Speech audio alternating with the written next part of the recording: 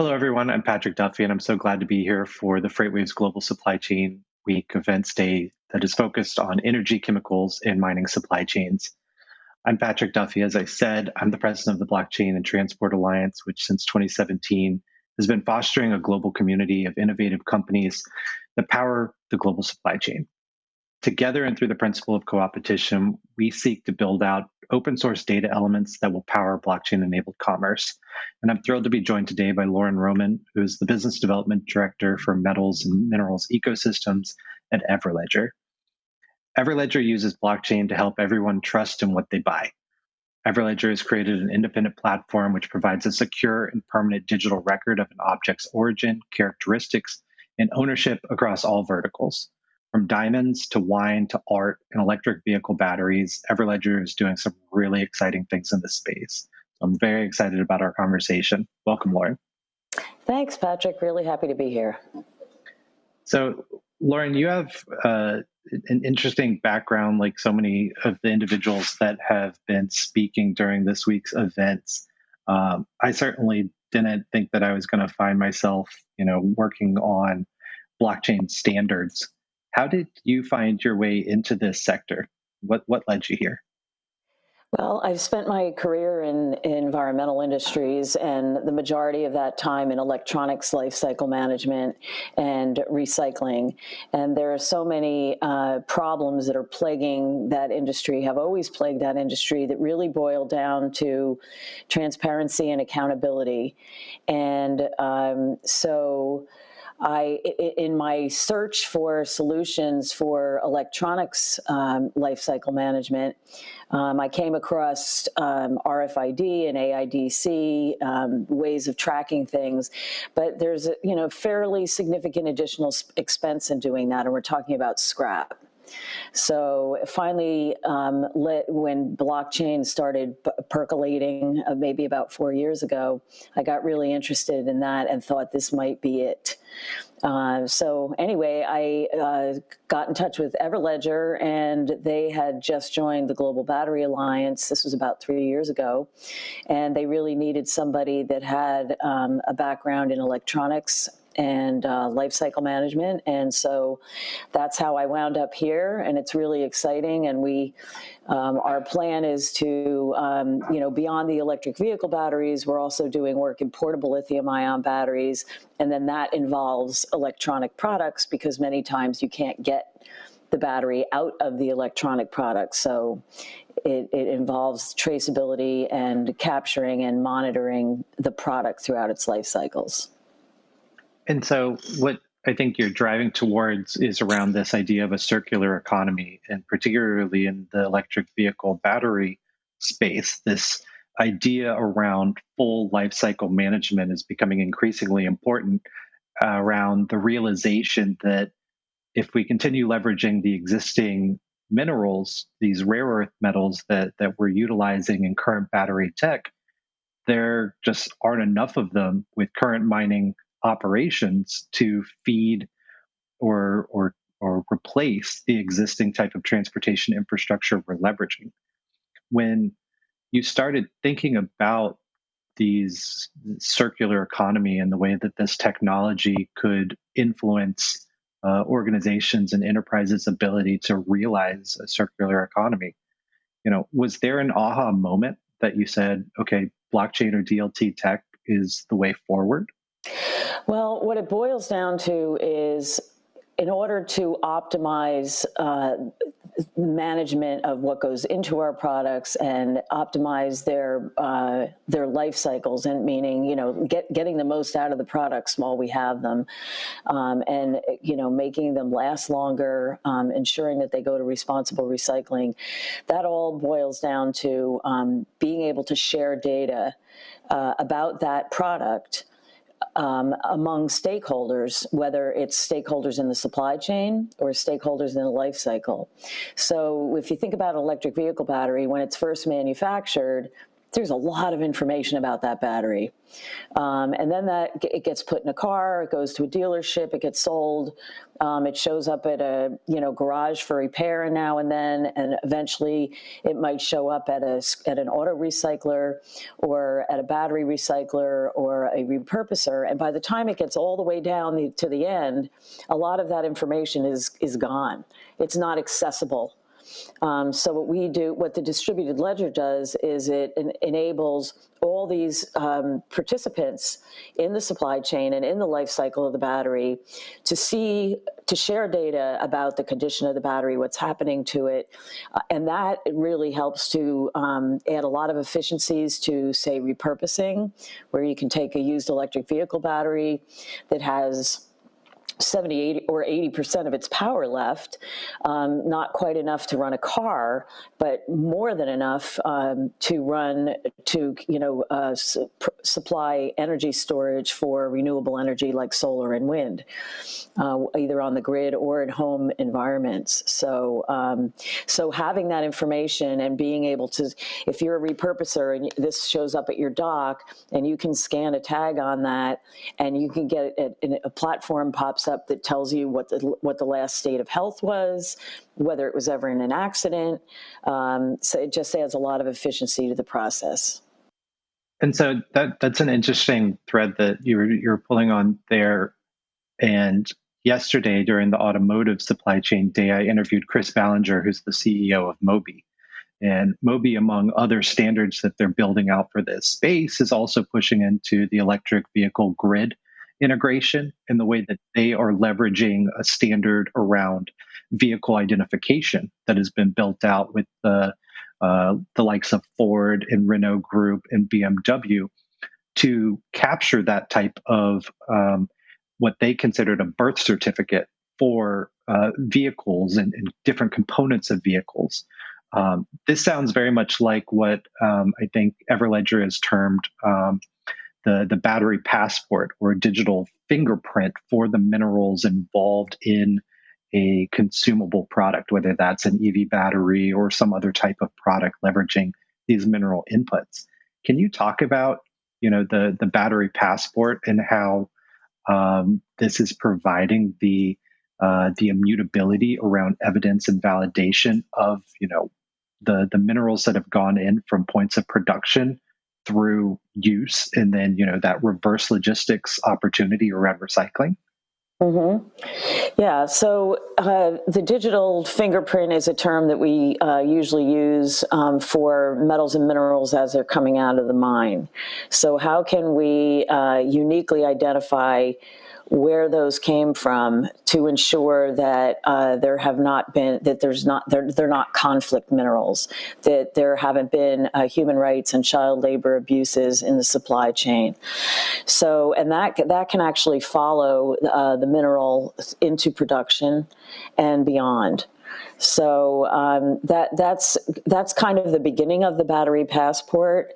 But then when the product is made, we can put a identifier on it. Whether it could be a QR code, it could even be a barcode. But we're looking more at QR codes and NFC and things like that. That's widely accessible by anybody with a smartphone. To be able to get that information, and not only get the information, but also share information to the platform. So that's what we call, a battery passport. And we do similar things to authenticate, as you mentioned, wine, apparel. We just are doing it now for the Australian wool mark, to be able to say, yeah, this is the real deal that you're buying and investing in. So it's about trust, it's about transparency, it's about authenticity. And I think in this particular instance, as we talk about electric vehicles and the way that they are just taking off in terms of both affordability and consumer demand, or intention around moving towards EV. There's this idea of greenwashing in the space. Can you talk about how this solution is providing for an ability for manufacturers and even resellers to fight greenwashing? Yeah, that's a really good point. And in fact, the European Union has come out with a proposed battery regulation, and a lot of the requirements in there are designed specifically to eliminate greenwashing. And so basically, on a distributed ledger or blockchain platform, not only can we post, let's say, a certificate or compliance with a certain standard that you get some kind of documentation with that, but we can also post the backup proof of that, and or an audit report, or so you have the authenticity, not just that you're what you say that you're doing, but the proof of what you say that you're doing. And that's really, really critical because, of all the blessings that the internet brings us, it also, has enabled people to put things online and say that they're doing things that they're not doing. And, Right. It's that unidirectional data. Mm-hmm. And, so we know we have to get past websites with butterflies and waterfalls to make sure that companies are actually running in a sustainable manner. That's right. I think the saying goes, "In God we trust, all others bring data." Yeah, exactly.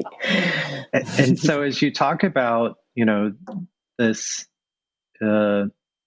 promising, if potentially daunting, regulation that the European Union is introducing around full life cycle management of these battery assets leveraged in electric vehicles, we're moving into potentially a resetting of America's approach towards environmentalism and maybe a progressive stance towards the use of electric vehicles with the Biden administration. We've also just re-entered the Paris Accord. Where are we in terms of competing, I guess, with the European Union in terms of these types of regulations? Mm-hmm. Did the past 4 years, was it a real stumbling point for us to keep up? And are you optimistic about how we can move forward? Well, have to be optimistic, yes. And I think, getting us back into the Paris Accord is just so critical. And so that actually puts us on, we are behind, but that puts us on even footing with 26 European countries. And then, so China already was the first to pass a total circular economy or battery life cycle management regulation, saying that manufacturers have to be responsible for that battery through multiple life cycles. And the European Union is doing the same thing, although they're also including the provenance of what goes into those batteries, so the metals and the minerals, and the other actors in the supply chain, and also greenhouse gas emissions counting throughout the supply chain and also the life cycle of that battery. Do you feel like it's an economic opportunity, maybe by way of product differentiation, for manufacturers to leverage certifications around this? Everybody wants to push, that we're doing green. We are being responsible with our environmental footprint, mm-hmm. and tracing that back multiple layers through their supply chain. Does the blockchain or DLT style technology that Everledger is producing, is that what's driving manufacturers to adopt it? I don't think yet. But again, it depends country to country. So we are under the same obligations in the Paris Accord as all the other countries in the Paris Accord. And so we have to reduce our emissions by a certain amount by certain dates. And so it's an obligation. I mean, typically, the way things happen or don't happen, depend on how you want to look at it in the United States, is the federal government just leaves it up to the states. And what happens with that is we wind up with this patchwork of regulations that cost manufacturers a fortune to comply with. So if we, now these Paris Accord objectives are the same for every state. They're the same for the country. So I think it's an opportunity. I think the ones that are ahead of the game, like you mentioned, Ford and Renault, and there's others that are saying, let's put this together and let's develop a system that's good for us as manufacturers of electric vehicles. And let's not sit back and wait until the federal government comes in and says, okay, well, nobody's meeting their obligations. So now we need a nationwide law that's going to require this, and that. And, right. and volunteerism versus mandates. Right. Or if they say we're not going to do it, we're going to leave it up to the states. And then you have that nightmare that they have to comply with different flavors of regulations in 50 states. So there's a big opportunity for the people that are getting out in front of this right now. So, talking about that opportunity, I know Everledger is excited about launching this new EV battery life cycle management platform, which will include a marketplace. Mm-hmm. Can you talk about that and pitch manufacturers that might be in the audience of its benefit? So, when you think about the life cycle of an electric vehicle battery, it's a requirement that manufacturers warranty these batteries for 8 years. So the first 8 years of that battery's life, they're being monitored, they're being repaired, they're being taken care of. The consumer doesn't really have anything to worry about as long as they don't do something that's going to void the warranty. So, but then after that time, they could wind up anywhere.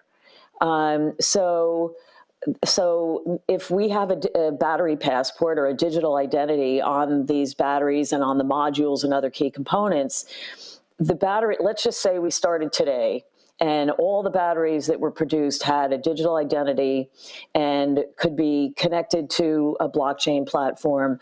So whether they were going into the dealership for repair or, heaven forbid, get totaled in the first year that you have them and they wind up at a scrapyard or whatever, we have accountability for those batteries. But we also have all these batteries that are driving around on the road right now, and they don't have this digital passport. So we call those orphans. And we want a way to bring them onto the platform. We want a way for recyclers and repurposers to have an efficient way of finding where these batteries are. They cost a fortune to transport. So if we have a marketplace or an exchange where the auto recyclers in the garages can post information about the batteries that they have for recycling or repurposing and put that information in front of the recyclers and the repurposers, then we can, leverage freight efficiencies and, really help to make that connection in an emerging industry where lots of people don't know who the other stakeholders are and how to get in touch with them. So we'll be launching the first version of that in April. We're also looking for transportation. We're hoping to be able to plug into a freight network that has permitted vehicles and experienced people that can provide the freight for this type of an item, a used electric vehicle battery. It's not simple. So if anybody out there knows of some networks that might work well for this, we'd love to hear from you. Awesome. It sounds really exciting. You sit at a really interesting intersection of stakeholders. I think that provides you a really interesting or a special perspective on what is to come. Can you talk to me for a moment about what you're excited about coming down the pipeline? I'm excited about having having these things, all these batteries and parts, minted onto a blockchain platform with a battery passport, because then we know that the opportunities for optimum life cycle management are in place. But I am excited also about being able to capture these ones that are on the road. As much of an opportunity as used electric vehicle batteries are, they're also extremely dangerous if they're not handled properly. So, we have such an opportunity now to get a hold of these things and to make sure that we capture these metals and minerals that are in them so that we can use them for many, many years for making batteries and other things. And to lose that opportunity would really be tragic. I've seen it in the electronics space. And think about all the electronics that wind up in our landfills. It's crazy. So really, really hoping that this electric vehicle batteries and other lithium-ion batteries can be the case for a successful circular economy model for all kinds of other products that we produce. Well, I certainly am hopeful for that as well. Where can we send people in the audience that are interested in learning more to find out how they can get involved or participate in this new platform? Sure. Our website is everledger.io, just the way it sounds, Everledger. And my email address is Lauren, my first name, Lauren, at everledger.io. So I'd be really happy to hear from people. Again, if there's freight networks that we can plug into our, exchange platform or exchange portion of our platform, we'd love to hear from people about that, and certainly putting batteries on the blockchain and everything else. Well, I think we're talking to the right audience for that. So thank you so much, Lauren, for joining us today. I hope everyone's enjoyed the first component of the FreightWaves Supply Chain Week. Tune in next week as the maritime component kicks off. There's some really exciting work going on in that space, moving well beyond supply chain visibility that I'm sure you're going to want to tune in. So thanks, everybody. Have a great weekend. Thanks, Patrick. Bye-bye. Bye, Lauren.